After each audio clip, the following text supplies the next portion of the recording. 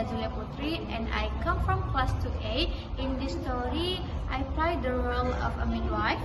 My name is Angelina Julita. In this story, I play the role of a patient. Good morning, my name is Dinda and I'm the midwife today.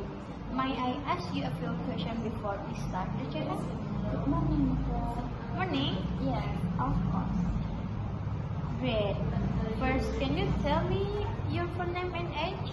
My name is Angelina and I'm 27 years old. Okay, thank you. Is this your first pregnancy, Miss Angel?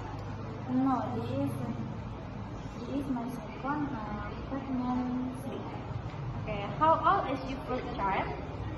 This is 3 year old now. Okay, did you have any complications during your procession, pregnancy or delivery? No, everything went smoothly. Oh, good to hear. Do you have any health problems such as diabetes, high blood pressure or allergies? I don't have any major issue. Okay. Are you currently taking any medication or supplements? Just only I should ask. Okay, perfect.